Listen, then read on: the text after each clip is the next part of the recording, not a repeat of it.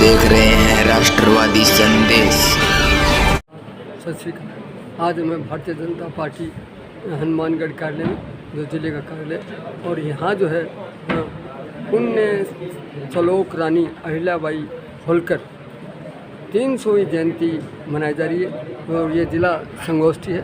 और इसमें अभी जो है पूरे जिले भर की संयोजक, सह संयोजक और उनके सदस्य उपस्थित हैं, जिले के पदाधिकारी भी हैं। संगोष्ठी में क्या विचार होंगे वो सारी आपको हमारे चैनल के माध्यम से दिखाएंगे। तो देखते रहिए राष्ट्रवादी संदेश।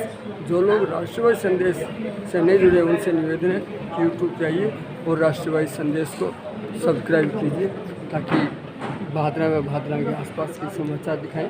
आज हम आपको जिला मुख्यालय से दिखा रहे हैं, तो ये पूरे हनुमानगढ़ जिले के समाचार हैं। और ये हनुमानगढ़ जंक्शन के जिला भारतीय जनता पार्टी कार्यालय से हम आपको समाचार दिखा रहे हैं। तो देखते रहिए राष्ट्रवादी संदेश।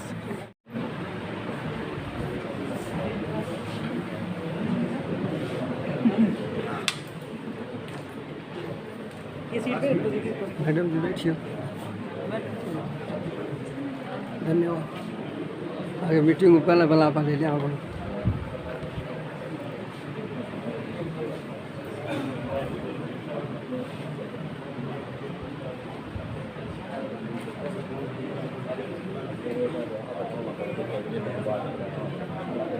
यहाँ सभी जिले के लोग पधारे हुए और अभी मीटिंग गोष्ठी जो है वो कुछ ही समय बाद में शुरू होगी और पदाधिकारी लोग भी आएंगे।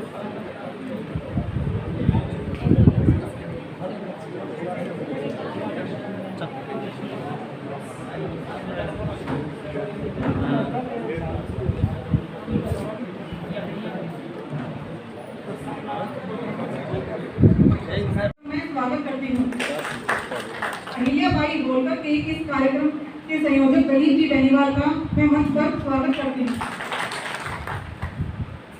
अहिल्याबाई कार्यक्रम की सह संयोजिका सरोजी लावा को भी मैं मंच पर स्वागत करती हूँ। पूर्व उप सभापति नगीना भाई जी का भी मैं मंच पर स्वागत करती हूँ।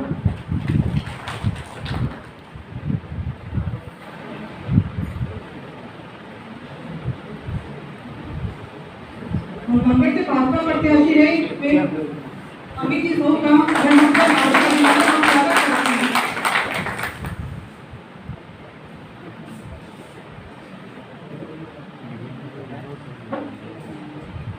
युवा मोर्चा जिला के सुनीति जोशी का मैं मंच पर स्वागत करती हूँ। ओबीसी मोर्चा जिला के कमल जी बकोरिया का मैं मंच पर हार्दिक अभिनंदन स्वागत करती हूँ।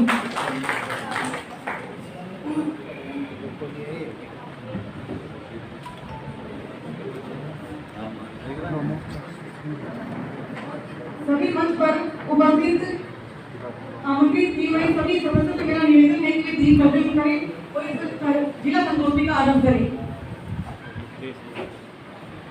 पीछे वाले आगे बैठ जाओ, ये कुर्सियां यहाँ दीप प्रज्वलित किया जा रहा है। महापुरुषों का दीप प्रज्वलित करके आओ ज्ञान की ज्योत जलाएं।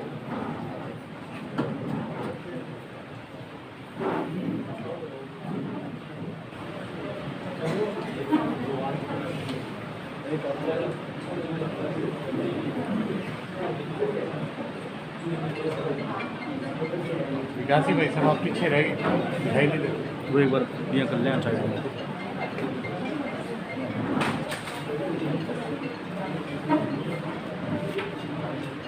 थोड़ा सा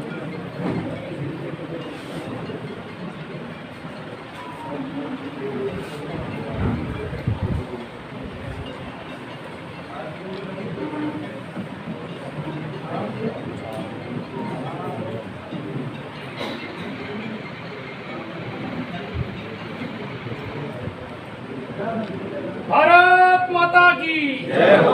भारत माता की जय हो।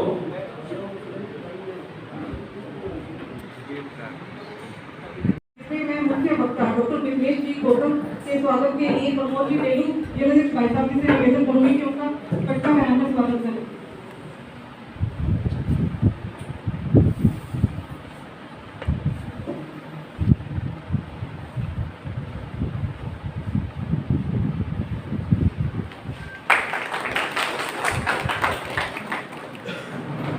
धन्यवाद भाई साहब। अब मैं प्रमोद जी डेली जिलाध्यक्ष भाई साहब जी का स्वागत करने के लिए आमंत्रित करती हूँ सीता जी स्वामी व किरण जी मेघवाल को।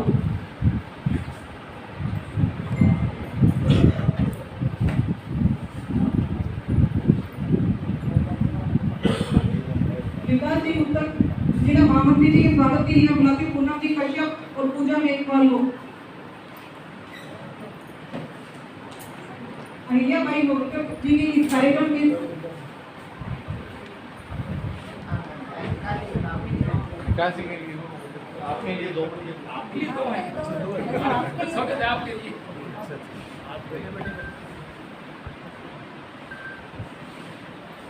कांग्रेस भाजपा प्रत्याशी अमित जी साहू जी के स्वागत के लिए मैं प्रियंका जी सारंग व मीना जी कुमारी को आमंत्रित करती हूँ।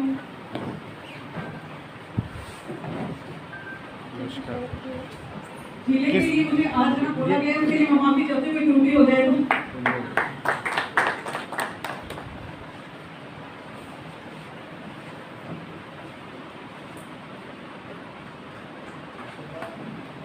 महिला मोर्चा जिला अध्यक्ष सरोज जी लावा जी के स्वागत के लिए मैं बुलाती हूँ सुखमंदिर जी कौर और सुखविंदर जी कौर को।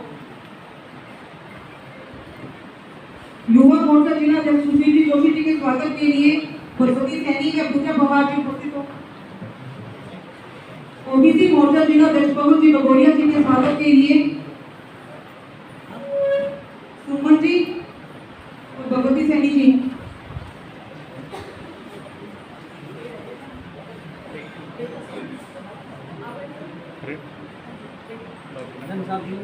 हो गए नवीना जी बाड़ी जी के स्वागत के लिए मैं रेखा जी सोनी पूजा मेघवाल जी आप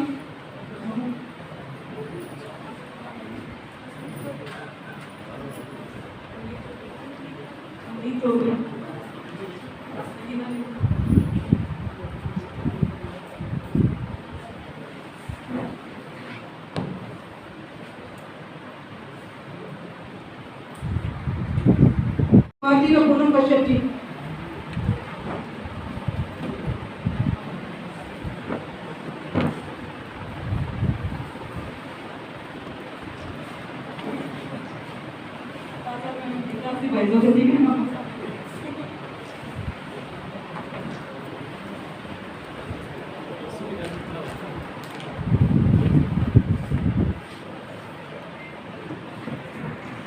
धन्य हुई थी महाराष्ट्र की धरा।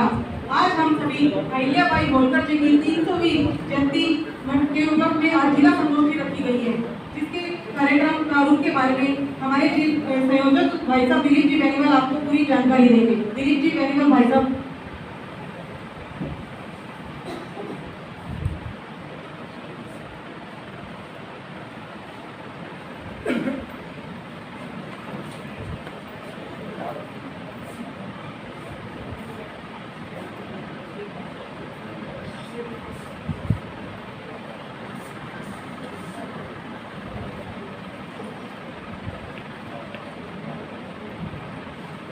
भारत माता की जय हो।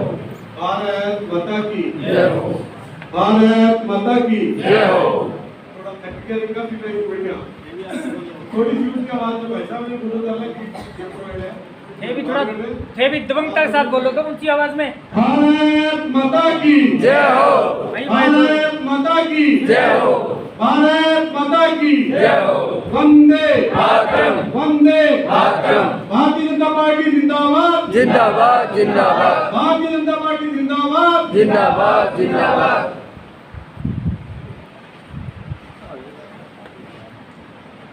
अहिल्याबाई 300 जयंती के इस जिले संगोष्ठी कार्यक्रम में हमारे मध्य पधारे भारतीय जनता पार्टी के प्रदेश मंत्री डॉक्टर मिथिलेश जी गौतम, हमारे जिला के जिलाध्यक्ष आदरणीय प्रमोद जी डेलू, भारतीय जनता पार्टी हनुमानगढ़ के जिला प्रत्याशी व जिला टोली अहिल्याबाई होलकर जी की कार्यक्रम की जिला टोली के सदस्य भाई अमित जी साहू, युवा मोर्चा के जिलाध्यक्ष हमारे युवा साथी सुशील जी जोशी, ओबीसी मोर्चा के जिलाध्यक्ष हमारे पवन जी बागोरिया, महिला मोर्चा की जिलाध्यक्ष और इस कार्यक्रम की सह संयोजक सरोज जी लावा, हमारे जिले के जिला महामंत्री विकास जी गुप्ता, पूर्व उप सभापति बहन नगीना बाई जी और इस कार्यक्रम को संचालित करने वाली महिला मोर्चा की जिला महामंत्री पूनम जी। आज इस कार्यक्रम में पधारे हुए सभी अतिथियों का मैं हार्दिक स्वागत और अभिनंदन करता हूं। इस कार्यक्रम में मैं पधारे हुए सभी मंडलों के जो मंडल टोली है उनका भी हार्दिक स्वागत है और अभिनंदन करता हूं। आज अपने जैसा कि अहिल्याबाई होलकर जी के कार्यक्रम प्रदेश पे पहले राष्ट्रीय स्तर पर, फिर प्रदेश स्तर पर, फिर जिला स्तर पर जिला कार्यशालाओं का आयोजन होना था। पर अपने राष्ट्रीय स्तर की कार्यशाला तो 9 मई को और 17, 18, 19 मई को जिले की होनी थी और 15 मई को प्रदेश कार्यशाला अपने जयपुर प्रदेश की कार्यशाला हो चुकी थी। पर अपने यहाँ के जो जिले ऑपरेशन सिंदूर के कारण अपने इन जिलों को जिला कार्यशाला के लिए छूट दी गई थी, ताकि अपने यहाँ कार्यक्रम में बॉर्डर के जिले होने के कारण सुरेंद्र सिंह जिले थे तो अपने इन कार्यक्रमों में शामिल नहीं किया था। तो जैसे भी अपने ये ऑपरेशन सिंदूर की सफलता के बाद और जब भी देश के अंदर और अपने सीमा बॉर्डर पर परिस्थितियां सामान्य हुई है, उसके बाद अपने को भी इस कार्यक्रम में जिला कार्यशाला करने का तो सौभाग्य नहीं मिला, पर हमारे मंडल की पूरी मंडल टोली बन चुकी है। ऐसा पूरी मंडल टोली हमारी बन चुकी है और उसके बाद हमने जैसा बताया जिला संगोष्ठी जिले में करेंगे और आगे जो भी मंडलों में हमें जो भी कार्यक्रम करने होंगे तो बड़े उत्साह से हम इस कार्यक्रम को आगे करेंगे। जैसा कि अपने को पता है अहिल्याबाई होलकर जी का देश की उसके अंदर बहुत बड़ा योगदान था। अहिल्याबाई होलकर जी ने अपने देश के अंदर जितने भी प्राचीन मंदिर थे उन मंदिरों को, जैसे काशी विश्वनाथ मंदिर से लेके सोमनाथ के जितने भी मंदिर थे, इनको जीर्णोद्धार के अंदर उनका बड़ा महत्वपूर्ण योगदान था।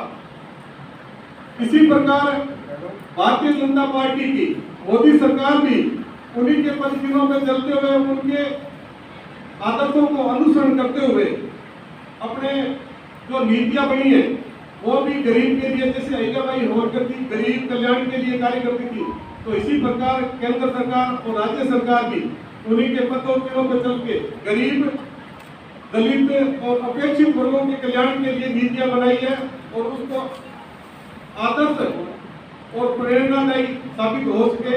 उन कार्यक्रम जो गरीब और कल्याण है उन सबका अपने जीर्णोद्धार हो सके और वो भी अपने साथ आखिरी पंक्ति में आके खड़ा हो सके, जिससे अपने देश का जो विकसित राष्ट्र का जो सपना है वो भी अपना 2045 तक पूरा कर सके। तो मैं ज्यादा इस विषय पे नहीं बताऊंगा, क्योंकि हमारे बच्चे आज भारतीय जनता पार्टी के प्रदेश मंत्री अहिल्याबाई होलकर जी की 300 जयंती पे अपने को क्या क्या कार्यक्रम करने हैं और कैसे करने हैं उसके लिए मिथिलेश जी भाई साहब अपने बच्चे बता रहे हैं। जब महिलाओं के लिए शिक्षा, राजनीति और शासन में भाग लेना अत्यंत कठिन माना जाता था, उन्होंने समाज की रूढ़िवादी धारणाओं को तोड़ते हुए न केवल शक्तिशाली राज्य पर शासन किया, बल्कि कुशल नेता, दूरदर्शी विचारक, प्रेरणादायी व्यक्तित्व के रूप में अपनी पहचान बनाई। ऐसी महान वीरांगना के आज जिला संगोष्ठी में 300वीं जयंती मनाते हुए एकत्रित हुए हैं। तो मैं प्रमोद जी भाई साहब से कहूंगी कि अपने विचार होंगे।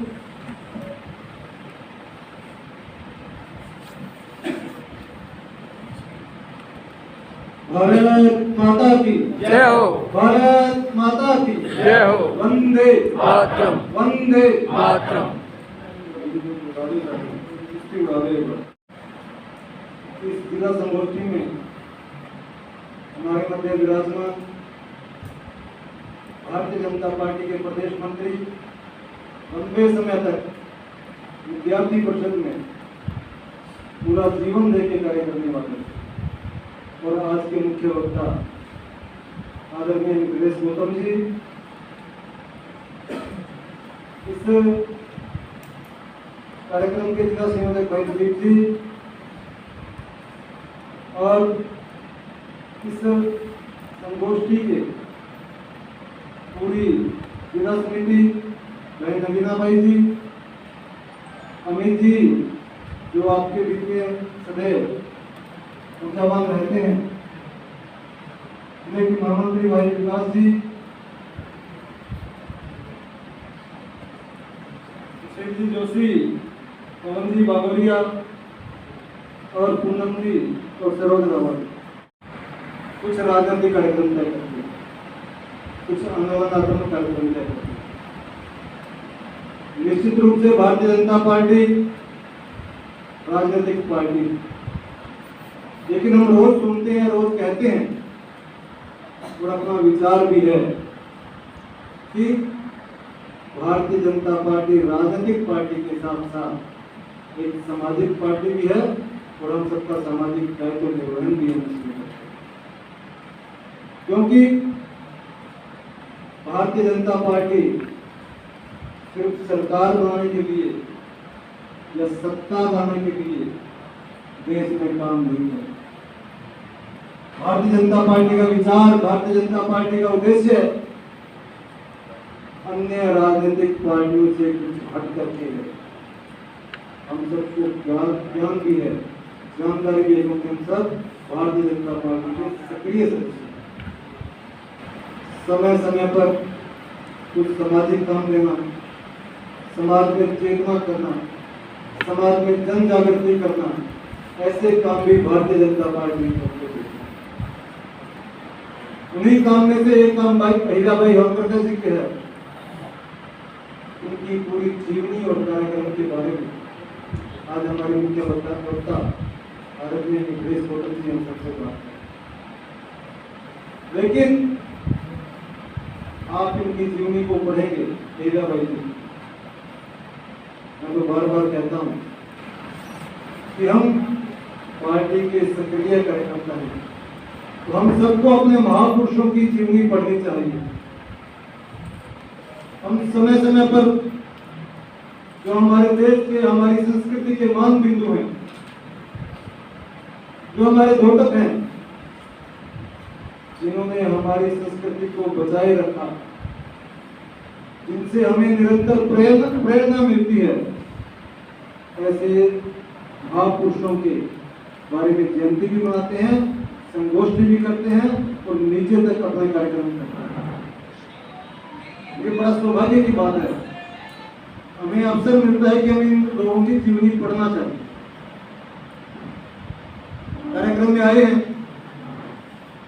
बहुत से कार्यकर्ताओं ने तो नाम भी पहली बार सुना होगा, ऐसे भी कार्यकर्ता हैं जिन्होंने नाम पहली बार सुना है। जब ऐसा नाम सुनते हैं और सब में कुछ उठता रहनी चाहिए, मन में कुछ उठना चाहिए, विचार उठना चाहिए कि भारतीय जनता पार्टी ने एक कार्यक्रम दिया है अहिल्याबाई होलकर। कौन है ये, आखिर उनकी जीवनी क्या थी, उन्होंने इस देश को, इस समाज को, इस संस्कृति को क्या दिया, सबका उठना चाहिए हमें। जब हम इनको कुछ न कुछ साहित्य के माध्यम से अध्ययन करने का प्रयास करें तो निश्चित रूप से इनका लंबा चौड़ा इतिहास है। भारतीय जनता पार्टी कोई कार्यक्रम सामान्य रूप से नहीं है, कोई कार्यक्रम सामान्य नहीं होता। निश्चित रूप से उसके पीछे कोई न कोई हेतु हो, चाहे वो समाज का हो, चाहे संस्कृति का हो, चाहे वो आत्मसम्मान का हो, या इस देश के पुनर्निर्माण का। ऐसे हेतु हर कार्यक्रम के पीछे है। अपने कार्यकर्ता का पुनर्निर्माण, अपने कार्यकर्ता का पूर्ण निर्माण, अपने कार्यकर्ता का सर्वांगीण विकास करने के हेतु इन कार्यक्रमों के पीछे रहता है। यदि इनकी जीवनी देखेंगे मीरा भाई होलकर की, तो हम देखेंगे कि उस समय प्राचीन समय में 1700 ईस्वी 300वां जयंती मना रहे थे। उस समय जब महिला को देखा नहीं जाता था, पूछा नहीं जाता था, घर से बाहर नहीं निकलने देते थे, उस समय उन्होंने कितना संघर्ष किया, समाज के लिए लड़े होंगे, एक योद्धा के रूप में, वीरता के रूप में, वीरांगना के रूप में लड़ करके एक समाज को, इस देश को संदेश दिया कि महिलाएं किसी क्षेत्र में मत नहीं। यदि संस्कृति बचाने का ही बात होगी तो महिलाएं सबसे आगे रहेंगी। इस देश को बचाने की बात होगी तो महिलाएं सबसे आगे होंगी। यदि हमारे मांग बिंदुओं पर किसी ने अन्याय करने का प्रयास किया, उसको ठीक करने का काम भी हमारे माताएं बहनें से कहीं न कहीं जुड़े हुए। आप सब कार्यकर्ताओं को अपने मंडल की जिम्मेदारी दी है। इस कार्यक्रम को ठीक से समझ करके, ठीक से सुन करके, उसके बाद में आप मोबाइल के माध्यम से भी देख सकते हैं। प्रत्येक कार्यक्रम को, अभी जितने भी कार्यक्रम आपको बताएंगे हैं जो आदमी की तरह आदमी से मिलते हैं, ऐसे सरल स्वभाव के धनी हमारे प्रदेश महामंत्री जी डॉक्टर निर्देश गौतम जी को मैं निवेदन करती हूँ कि आप मंच पर आए और अपने विचारों से सभी को प्रेरित करें।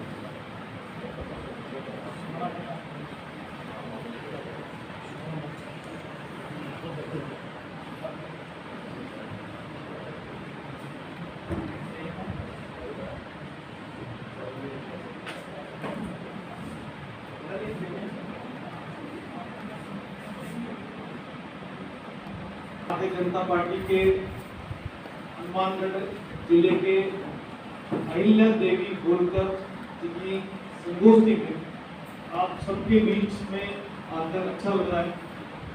और कभी भी किसी चरित्र के बारे में कुछ बोलना होता है, किसी व्यक्ति के बारे में बखान करना होता है, अच्छी बात करनी होती है, इसमें बहुत जोर आता है। मैं अगर अमित जी के लिए अमित जी से ये नहीं किया, वो नहीं किया, ये बात करूँगा बुराई तो लोगों को अच्छी भी लगती है और ज़्यादा इन्वॉल्वमेंट के साथ आदमी उसको शरीक भी होता है और नींद भी नहीं आती। बुराइयाँ करना आसान है, अच्छाइयाँ करना बड़ा मुश्किल काम है।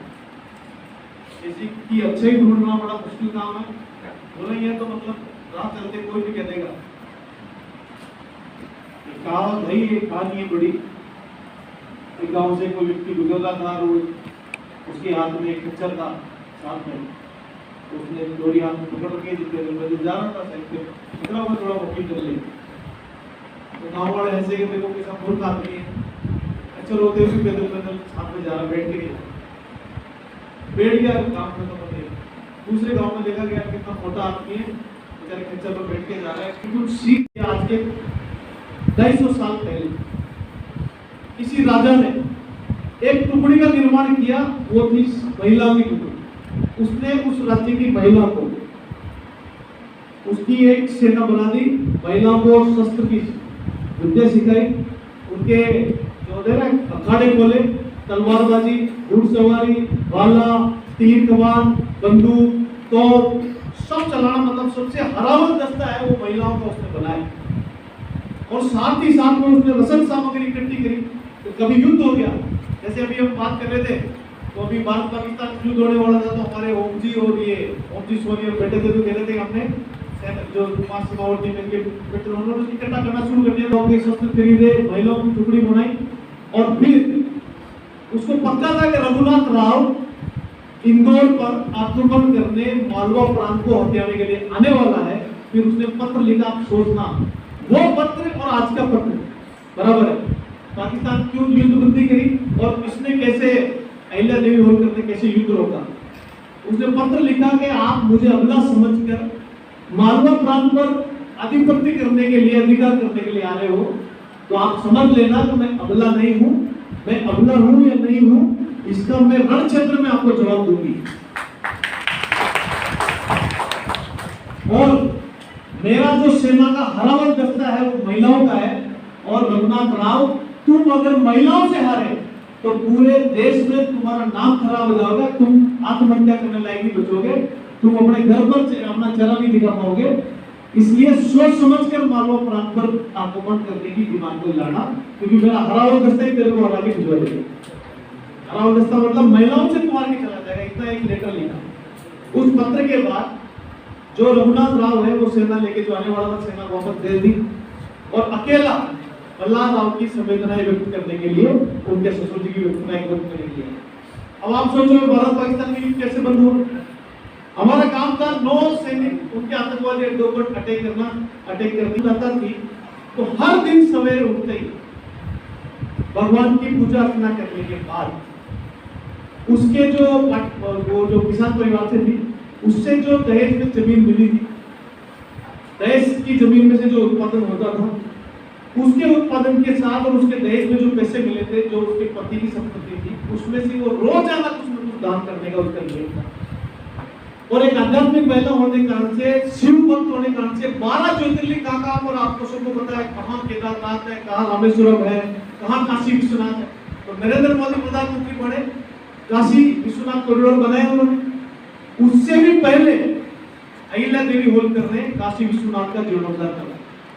सोमनाथ का मंदिर टूटा हुआ था, सोमनाथ का मंदिर मुगलों ने तोड़ा था, उसका भी उन्होंने जीर्णोद्धार करा। अपने उज्जैन महाकाल का उन्होंने जीर्णोद्धार करा, रामेश्वरम का जीर्णोद्धार। 12 के 12 ज्योतिर्लिंग जो पूरे देश भर में है, कहां से लगा केदारनाथ से कन्याकुमारी तक, पूरे यहाँ के सूरजमल जो राजा थे उनके साथ जब मृत्यु जुड़ लिए और उनकी मृत्यु हो जाती है, और इसका वापस उल्टा समय चालू होता है। अहिल्या देवी होलकर के पति खंडेराव का निधन हो जाता है, और निधन के बाद ये विधवा हो गई। उस समय सती प्रथा चरम पर, तो इसके सामने प्रश्न आए कि सती होना, स्वीकार कर लिया सती होना। आप थोड़ा अपने दिमाग में सोचो, सती प्रथा का मतलब क्या था? जैसे एक होती है ना अपने समाज में, ऐसे सती प्रथा कहानी का विषय नहीं है। अपने पति के मरण के पश्चात चिता में साक्षात जिंदा सफेद वस्त्रों में जल जाना सती प्रथा। आप सोचो, आदमी चला गया, वो जिंदा औरत कैसे आग में बैठेगी? इस राजकौन संभालेगा? तो उसने कहा कि हमारी अहिल्या जब तक है, जब तक कोई चिंता नहीं है। तो उसने, राजा ने विरोध किया कि भाई सती प्रथा मेरे राज्य में कभी भी नहीं होने देगी, और इसको मना किया। इसके मना करते ये भी भोलेनाथ की पत्नी अपने ससुर की बात मानी। और एक बहुत अच्छी जो चीज है ना, इन्होंने बैठते ही उन राजाओं को कहा कि अच्छा राजा वही है जो प्रजा को दुखी होने से दुखी होता हो और सुखी होने से सुखी होता हो। अगर प्रजा दुखी है तो राजा दुखी है, तो ज्यादा दुख में खुद रहकर प्रजा को सुख देने का काम करे वही राजा है। तो भगवान के साथ जुड़कर शासन चलाना। तो जो सेंगोल है, सेंगोल जो अपने संसद में लगाए, वो सेंगोल की स्थापना करी, सेंगोल को उन्होंने समझाया। और अब शासन कैसा कैसा होता है, अभी अपने दिलुटी ने बताया किस प्रकार से उन्होंने शासन किया।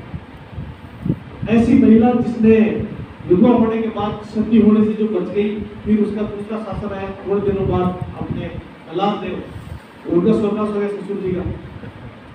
ससुर जी के स्वर्गवास के बाद एक रघुवा थे, रघुनाथ राव, उनको किसी ने भड़काया कि अभी मालवा जो है राज्य, वो अनाथ है। खंडेराव चले गए, मल्हार राव चले गए, अभी केवल अहिल्या बाई बची है। अभी इस पर आक्रमण का अच्छा समय है। अब अहिल्या बाई कैसे बनी, उसका आप एक करके सुनो।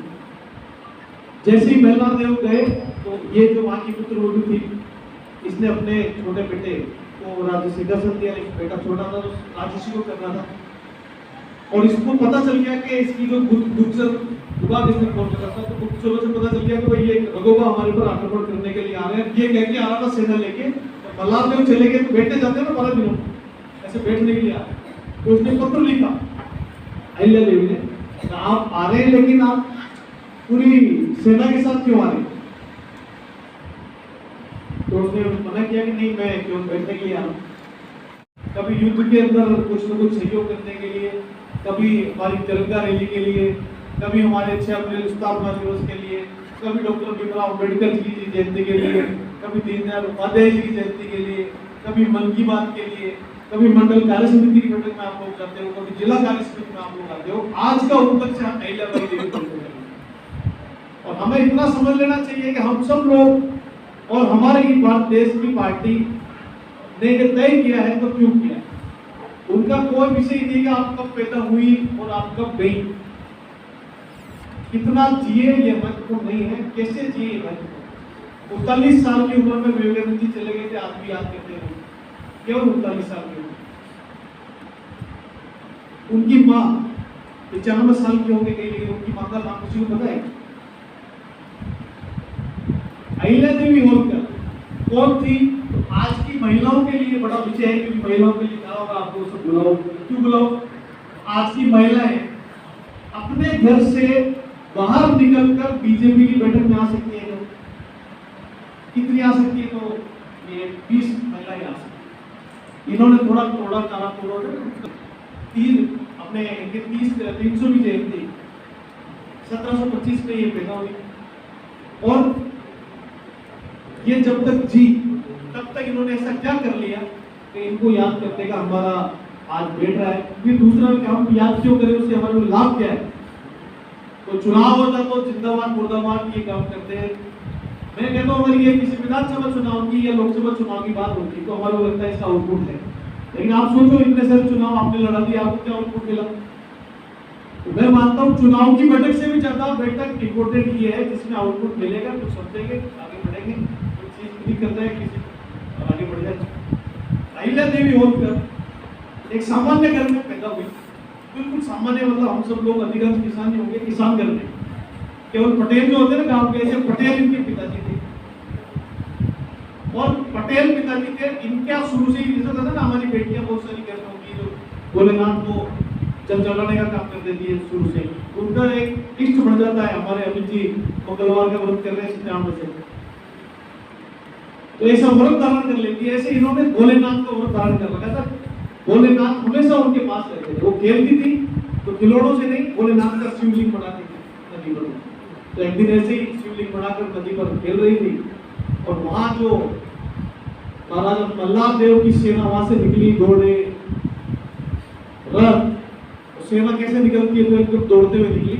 सभी जो लड़कियां इसके साथ थी अहिल्या देवी के साथ, वो भाग गई अपने घरों में, लेकिन ये शिवलिंग बना हुआ था इसलिए शिवलिंग को छोड़ के गई। तो राजा की सवारी यही, राजा की सवारी देखा यार ये लड़की बैठी है, इतने घोड़ों के बीच में बैठी है।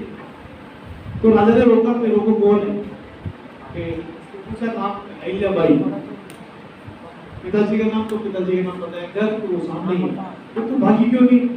तो मेरे भोलेनाथ थे यहाँ पर, और जब तक ये है तब तक मैं डरती थी, इनका साथ जब तक मैं डरती थी। वो बड़ा प्रभावित हुए और वो उनके घर चले गए। अब मैं वापस आपको क्लिक करा रहा हूँ दिमाग को, जो मैं शब्द आपको यह बोल रहा हूँ, जो कहानी मैं आपको सुना रहा हूँ, वो एक भी कहानी ऐसी नहीं है जो अपने माताजी अपने को सुनाने के लिए कहते हैं। ये 100% सत्य है, लिखित है, इतिहास 300 साल पुराना है। इसीलिए ऐसे मत करना यार कहानी सुनाते कहते हैं ना, मेरा बेटा भी कहता है पापा कहानी सुनाओ, तो सुनने के लिए कहता है। तो मैं कहानी सुना रहा हूँ, पता चले कराटे की आवाज। ऐसे वो घर गए, घर जाने के बाद उससे बातचीत हुई तो अच्छा भोलेनाथ का शिव तांडव तुरंत उन्होंने सुनाया। तो मल्हार देव राजा थे वहां के, और राजा कहाँ के थे? यहाँ से तो लगभग झालावाड़ से 4 घंटे का, झालावाड़ से 5 घंटे का रास्ता है। इंदौर की राजा थे मल्हार देव, और ऐसे जो जाके वसुंधरा राजे सिंधिया था ग्वालियर, तो 2 बड़े घराने थे, 2 बड़े राजा थे, एक शिंदे और एक ये राव। मल्हार राव जो राजा थे, मराठा राजा थे, मराठा सल्तनत थी इंदौर। उसके राजा ने एक सामान्य कन्या के साथ अपना जो उसका शौर्य देखा, भक्ति देखी, संस्कार देखे, उनके पिताजी को आपको ये बेटी का नाम दो, मेरे बेटा है खांडे राव, उसके साथ में इसकी शादी, मेरी पुत्र हो के लाए, बहुत अच्छी कहते हैं। वहाँ उनका रिश्ता होता, ये अपनी शादी राजघराने में हो जाती है। कहते हैं कि जब वो राज परिवार से नहीं थी, अभी जिसको कहते हैं ओबीसी सब नया है, अंग्रेज लेके आए, अदर बैकवर्ड क्लासेस, ये गौरव की बात नहीं है, लेकिन अंग्रेज हमारे को तोड़ने के लिए लाए। आज ओबीसी एक समाज हो गया बड़ा। तो ये भी हम आज की तारीख में तो ओबीसी समुदाय से एक बिलोंग करते हैं, तब ओबीसी नामक कोई शब्द था नहीं। तो अच्छे किसान परिवार से, ये किसान में भी पटेल परिवार से, वो राजघराने की राज बहू हो गई, मतलब युवराज की। और इसके साथ ये रहा कि इनके जो पति थे वो थोड़ा सा कम ज्ञानी थे, युद्ध नीति नहीं जानते, शासन करना नहीं जानते। कैसे थे? अभी जैसे आप बात करते हैं ना मनमोहन सिंह और मोदी में तुलना करेंगे, तो उधर मनमोहन सिंह टाइप के वो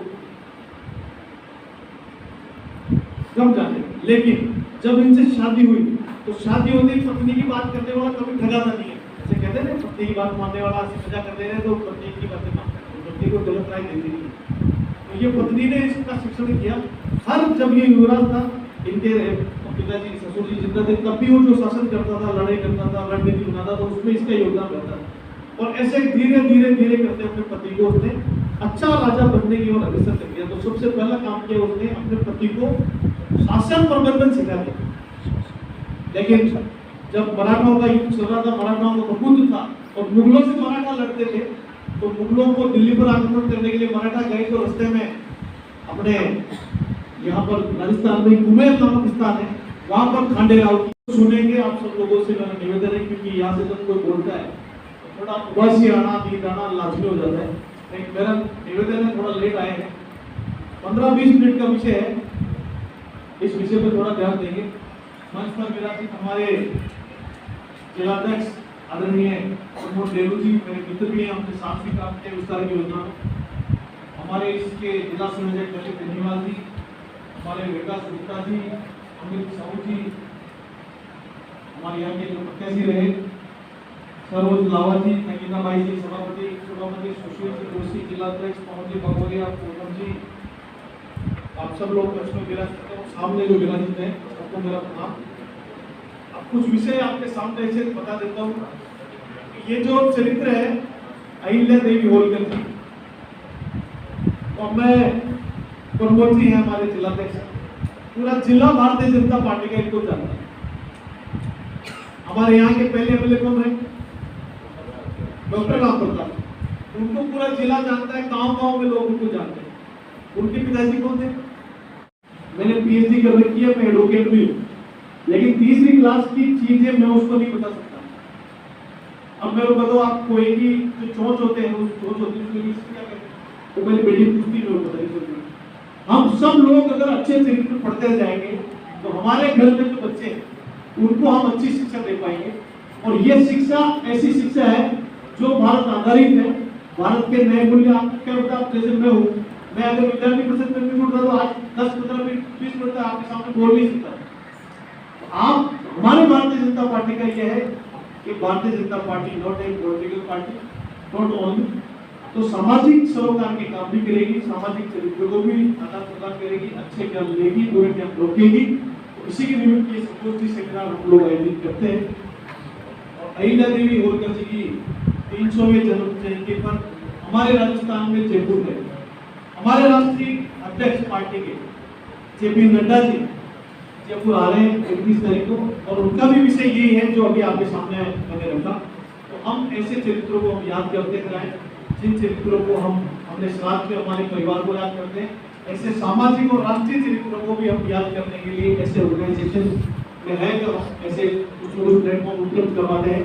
आप सब लोग मेरे पूर्वक आपने मेरे को सुना और संघर्षपूर्ण तरीके से आप यहाँ पहुंचे और लगातार आप यहाँ पर पहुंचते रहेंगे, क्योंकि ये भारतीय जनता पार्टी का काम नित्य चलता रहेगा। कभी नरेंद्र मोदी जी की रैली आएगी, कभी गुजरात की रैली आएगी, सरकार के काम है। अपने मन को इतना पक्का कर ले कि भारतीय जनता पार्टी में आप जुड़े हैं, तो आपका कोई भी समय का एक क्षण भी आपने हमारा वेट किया होगा। ये तो बिल्कुल हमारी गलती, जो विधवा हो गई हो, जिस पर आक्रमण करने वाले हो, वो अपने आप को अपना इतना स्टेब्लिश खड़ी कर लेती है। आज हम समाज में देखते हैं, आप बहुत सारे विधवा को जानते होंगे, वो अपने परिवार में, अपने मोहल्ले में सर्वाइव कर सकती है। तो ये एक आत्मबल है उनके लिए कि विधवा होने के बाद भी कितना सम्मान एक अपने इच्छा शक्ति के माध्यम से आप करवा सकते हैं। और किस प्रकार का शासन होना चाहिए, तो सांस्कृतिक उत्थान भी सरकार का अंग है। हमारा राम मंदिर बनना, हमारा जो मोदी जी ने जो सारे 4 धामों के जो उन्होंने रोड्स ठीक करे, अपने जो हाईवेज बनाए, सब जगह अपनी जो नई नई मूर्तियां लगे, ये उसका एक कनेक्शन है कि वो अहिल्या देवी होलकर और आज का शासन किस प्रकार है।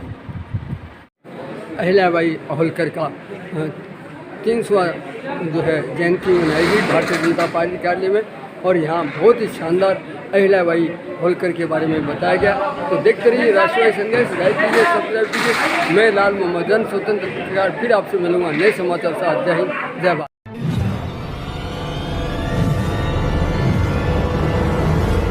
हमारा वीडियो आपको अच्छा लगे तो सब्सक्राइब करें, बेल आइकन दबाएं और लाइक करें।